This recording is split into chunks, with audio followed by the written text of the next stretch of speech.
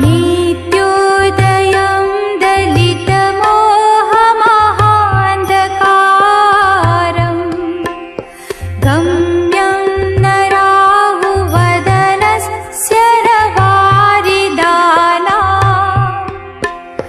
बिभ्राजते तव मुखाब्जमनल्पकान्ति विद्योतयच्च गदपूर्वशशाङ्कबिम्बम्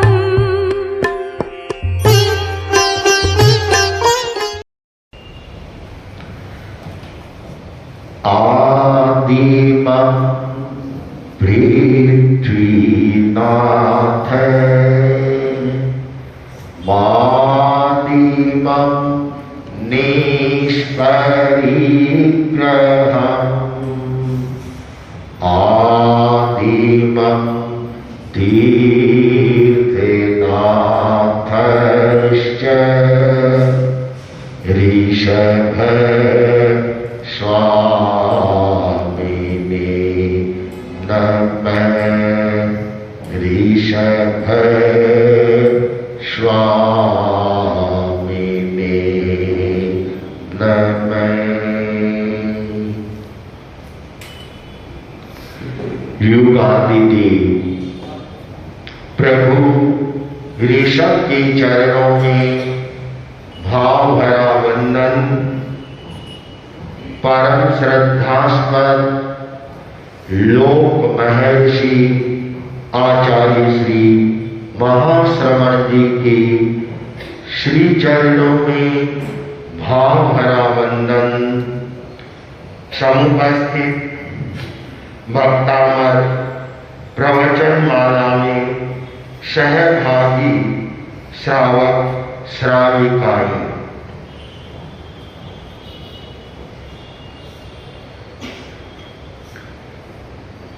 भक्तामर स्तोत्र का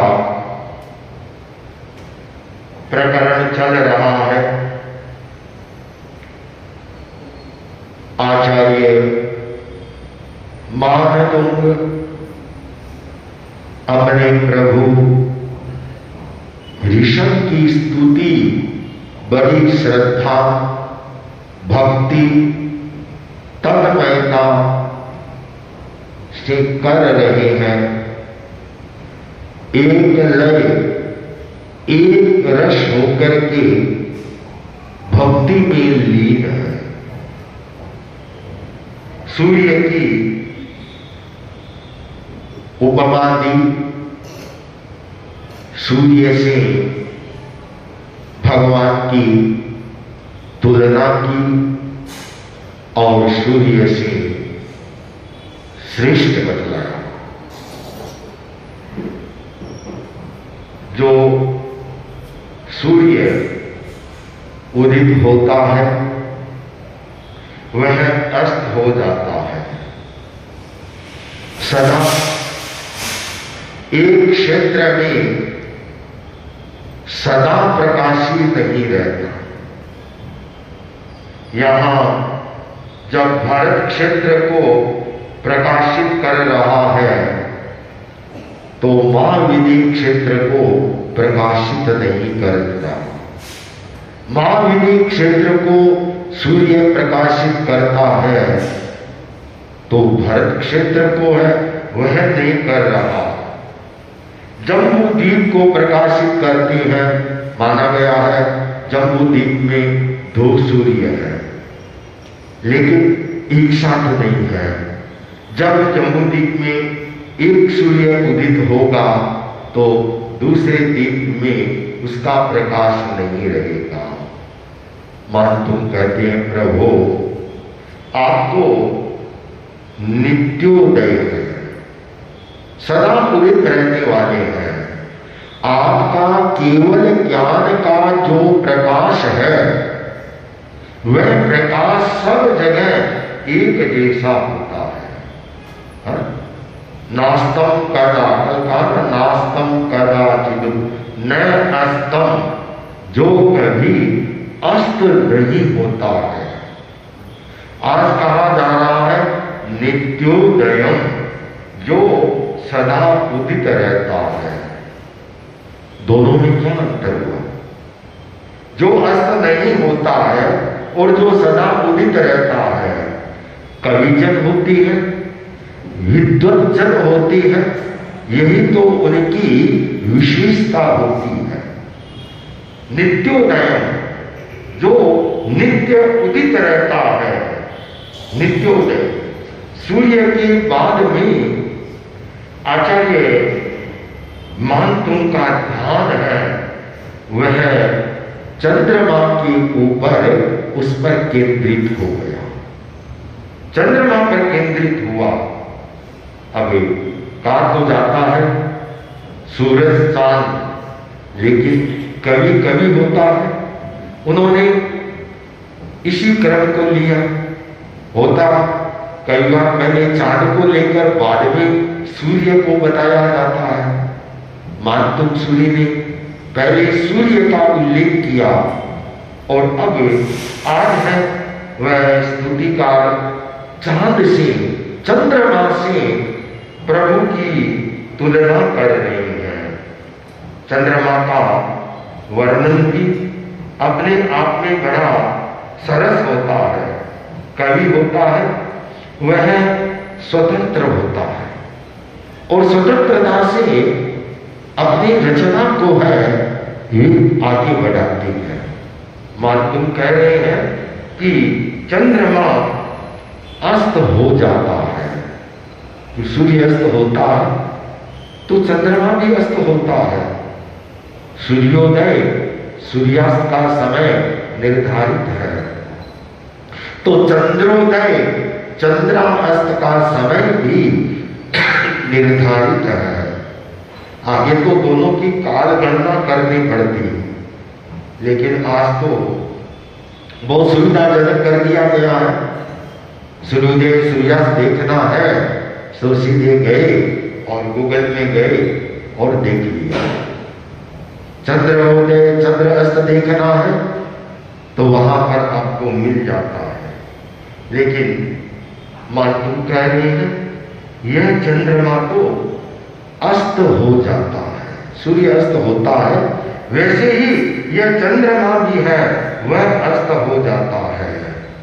रात को तो चंद्रमा ज्योत्सना देता है, अपनी रोशनी फैलाता है, प्रकाशित करता है, लेकिन दिन का समय होता, यह बात पहले भी आई थी, पांडु पलाश कल्पम पहले भी आई कि चंद्रमा दिन में फीका पड़ जाता है, फीका हो जाता है। तो यहां पर भी ये कह रहे हैं कि वह दिन में एकदम प्रकाश विहीन हो जाता है, कोई ज्योत्सना नहीं रहती। लेकिन प्रभु आपके ज्ञान की ज्योत्सना है वह तो हरदम रहती है, वह कभी कम नहीं होती और ऐसा भी नहीं है कि तिथियों के घटक्रम में वह कम हो जाए ज्यादा हो जाए, एक जैसा एक समान है, एक समान है, कहीं कुछ नहीं है। चंद्रमा की कलाई तो है वो घटती रहती है और वो बढ़ती रहती है। कभी कभी एकदम दूज का चांद होता है तो एकदम छोटी सी लाइन जितना सा हो जाता है, और जब पूर्णिमा का आता है तो पूरा हो जाता है, और अमावस्या का हो तो होता ही नहीं है, होता ही नहीं है। तो प्रभु आपका चंद्रमा की तुल्य है, आपका जो ज्ञान का प्रकाश है वह सब जगह व्याप्त है। आगे कहते हैं कि आपने का जो ज्ञान तो मिलता है कि आपने मोह के अंधकार को दूर कर दिया। आपके मोह नहीं है, और मोह नहीं होने के कारण आप नित्योदय जो अपनी बात कही है उस बात को प्रमाण के साथ में वे सिद्ध कर रहे हैं कि जो जिसने भी मोह को क्षीण कर देता है, जो साधक मोहनीय कर्म को क्षीण कर देता है, समाप्त कर देता है, तो वह सदा नित्योदय, वह सदा उदित ही रहता है, वह कभी अस्त नहीं होता है।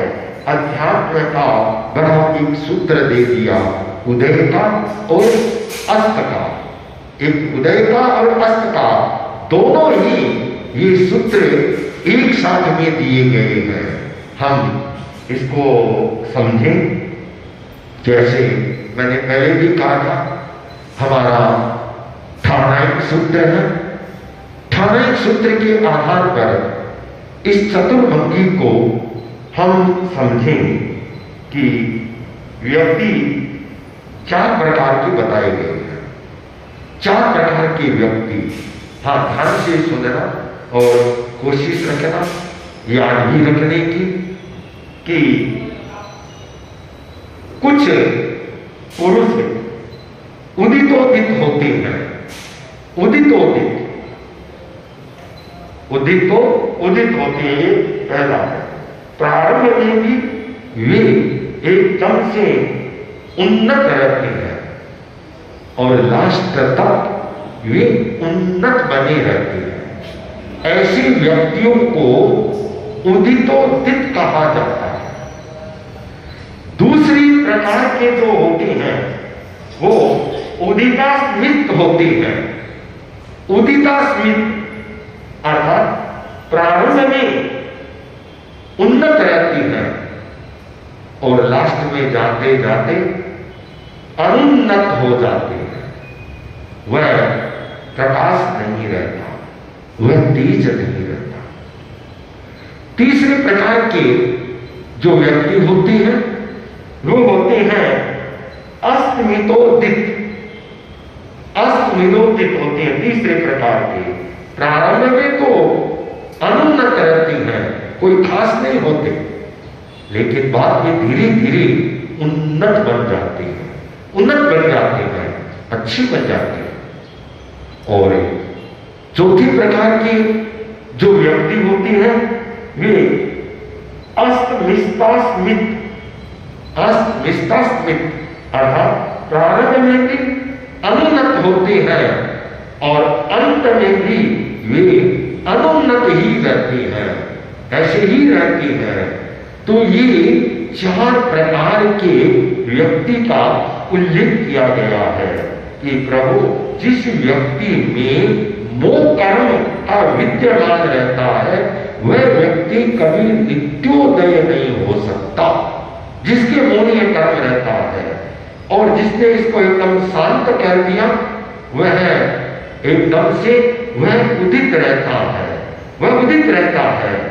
जहां नित्योदय नहीं होता है तो वहां फिर कषाय है, मिथ्यात्व का अंधकार है, मोह का अंधकार है। ये सारे के सारे आती ही रहती है, आती रहती है। आगे आचार्य कहती है कि चंद्रमा को भी बादलों की ओट है से ढक जाता है। जैसे सूर्य को बादल ढक देती है वैसे ही यदि चंद्रमा के सामने भी सघन बादल आ जाए तो क्या होता है, वह ढक जाता है। कई बार ये दूज का दिन होता है, लोग शाम को चांद देखती हैं और बादलों में खोया हुआ रहता है कि देखते कहा दूज का चांद है, तो बादलों की ओट में वह खो जाता है। क्यों कि उसमें जो ज्योति है वह ज्योति राग की है, राग की है। तो राग की ज्योति होने से वह पूरी निर्मल नहीं है, इसलिए वह ढक दी जाती है। हम थोड़ी सी राग की व्याख्या करें। राग इसे समझना चाहिए। आचार्य हेमचंद्र ने एक बहुत सुंदर श्लोक लिखा है, संभवतः योग शास्त्र का है। काम राग शनि राग, काम राग शनि रागा विशद कर निवारण दृष्टि रागस्तु पापीयान दूरच्छेद सदा महि। आचार्य आचार्य हेमचंद्र लिखते हैं कि काम राग, शनि राग और दृष्टि राग, ये इनका छेद करना जरूरी है। राग की ये 3 प्रकार होती है जो हमारे रागात्मक के संबंध रहता है। तो आप कहीं देख लें, ये 3 प्रकार के रहेंगे। काम राग वास्तव से जनित होता है, काम राग, और उससे ज्यादा होता है शनि राग, ये मेरा, ये मेरा, ये मेरा, ये काम राग, शनि राग। काम राग का बंधन भी गहरा है और शनि राग का उससे भी गहरा है। और तीसरा है दृष्टि राग। यह सबसे ही यह खतरनाक होता है, दृष्टि राग। अर्थात एक तरह से दृष्टि राग का छेद दुरच्छेद होता है। अर्थात व्यक्ति का दृष्टिकोण है वह ही मिथ्यात्वी बन गया। इसलिए ये कहा जाता है कि चरित्र से कोई भ्रष्ट हो गया तो वह पुनः अपना उद्धार कर सकता है, और जो व्यक्ति दर्शन से भ्रष्ट हो गया वह एकदम से भ्रष्ट हो गया। दर्शन से भ्रष्ट हुआ गुण स्थानों की स्थिति में, जहां विग्रामता के गुण स्थान में जाते हैं, 8वें गुण स्थान के बाद वहां से गिरता है, तो गिरता गिरता गिरता चौथे में भी आ जाता है, दूसरे तीसरे पहले में आ जाता है। यह है, तो यह बहुत कठिन है दृष्टि राग का।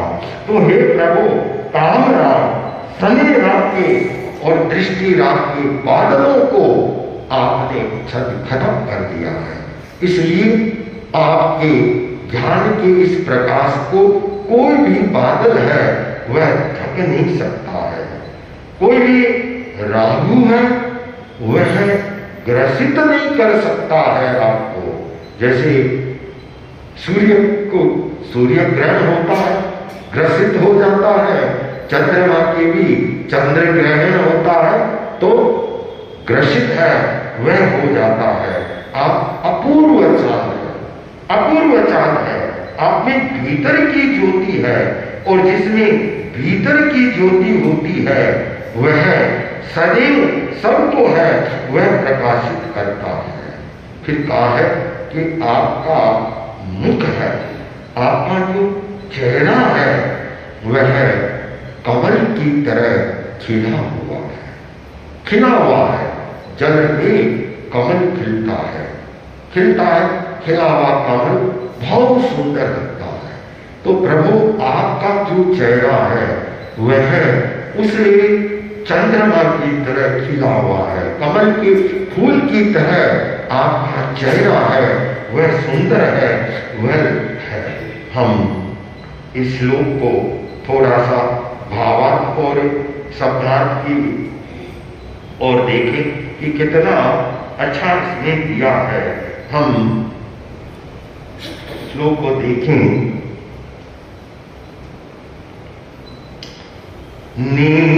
नित्योदयम् दलिते मोहमान्धकारम्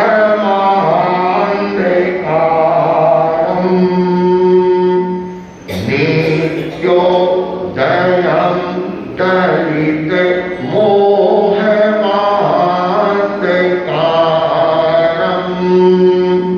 गम्यं नरावो वदन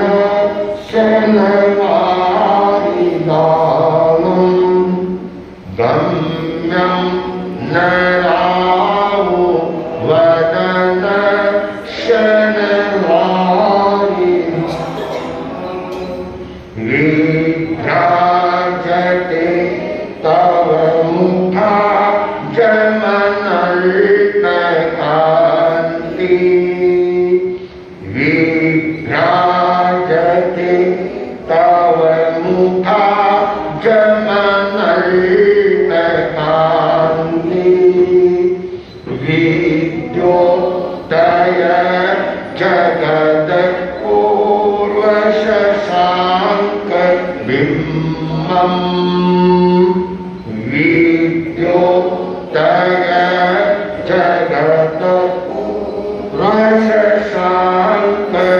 बिम्बम् बिंबम।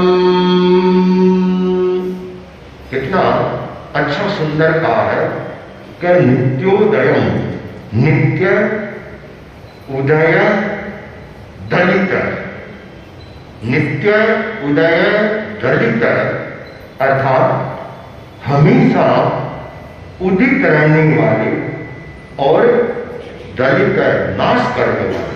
दलित का अर्थ है नाश करने वाले। कि किसका नाश? मोह, मोह का, महाअंधकार, महान अंधकार, मोह रूपी महान अंधकार का आप नाश करने वाले। गम्यम न राहु वदनस्य, गम्यम अर्थात प्रभावित, प्रभावित न नहीं, राहु राहु वदनस्य मुख से, राहु आपको ग्रसित नहीं कर सकता। न नहीं, वारी नाम, वारी, वारी नाम किसका है? वारी नाम पानी का है। पानी कहाँ रहता है? पानी बादलों में भी रहता है। वारी गानम अर्थात बादलों से विभ्राजते सुशोभित होता है। तब तुम्हारा मुख, मुख अब्जम, अब्जम नाम है चंद्रमा का, अनंत कांति, अत्यंत कांति वाला। चंद्रमा की कांति बड़ी अच्छी शीतल मानी गई है। विद्योतयम प्रकाशित करते हुए जगत संसार, अपूर्व अद्भुत शशांक चंद्रमा और बिंबम आकृति या प्रतिबिंब। हम इस श्लोक का भावार्थ लें कि हे भगवान, आपका मुख कमल विलक्षण चंद्रमा है, विलक्षण अपूर्व चंद्रमा है, विलक्षण चंद्रमा है। क्योंकि यह चंद्रमा दिन में अस्त हो जाता है। यह चंद्रमा जो पृथ्वी के ऊपर है, आकाश में उदित होता है, यह चंद्रमा को दिन में अस्त हो जाता है। पर आपका मुख चंद्र हमेशा उदित रहता है। चंद्रमा सिर्फ अंधकार को नष्ट करता है, पर उसका मुख चंद्र, आपका मुख चंद्र मोह रूपी अंधकार को नष्ट कर देने वाला है। चंद्रमा राहु के द्वारा ग्रसित हो जाता है। चंद्रमा को बादल छिपा लेते हैं, पर आपके मुख चंद्र को बादल नहीं छिपा सकते। चंद्रमा की अल्प कांति और आगे वृद्धिमय है, कम ज्यादामय है, किंतु आपका मुख चंद्र सदा अनंत क्रांति धारक है। अनंत शीतलता, अनंत ज्योत्सना इस जिनेन्द्र देव के, ऋषभनाथ के इस चेहरे के ऊपर है। तो आप प्रभु मध्य लोक को प्रकाशित करती हैं। आपके मुख कमल से तीनों लोक प्रकाशित होते हैं। वह चंद्रमा को केवल यह मध्य लोक को प्रकाशित करता है, और आपका मुख चंद्र है, यह तो तीनों लोक को है, वह प्रकाशित करने वाला है। आदिनाथ के अनुपमेय व्यक्तित्व का एक चंद्रमा के साथ अच्छा निरूपण करके और उससे श्रेष्ठता है, वह मानतुंग आचार्य ने बतलाई है कि आदिनाथ भगवान आपका जो चेहरा है वह अतुलनीय है, किसी से भी तुलना नहीं की जा सकती। इसलिए आप आकर्षण की केंद्र बनी हुई है। इसे 18वें श्लोक के जो भक्तावर के आचार्य हुए हैं, बाद के जिन्होंने कल्प की रचनाएं की, तो उनके आधार पर इस श्लोक का जो रिद्धि बनता है, ओम ह्रीम अर्हम नमो वियूरन विनद्धि पत्तारम स्वाहा। इसका मंत्र है ओम नमो भगवते जय विजय मोहय मोहय स्तंभय स्तंभय स्वाहा। ओम नमो शास्त्र ज्ञान बोधनाथाय परमर्थी प्राप्ति जयम कराय राम ह्रीं क्रों श्रीं नमः स्वाहा। ओम नमो भगवते शत्रु सैन्य निवारणाय यम यम यम विध्वंस संग्राय नमः ह्रीं क्लीं नमः स्वाहा। ये श्लोक के मंत्र है। इस 18वें काव्य श्लोक के माध्यम से हम ज्ञान का विकास कर सकते हैं। ज्ञान का ये हमारी स्मृति और ज्ञान चेतना को विकसित करने में यह श्लोक है वह सहायक बन सकता है। अस्तु, इसी भावना के साथ ओम।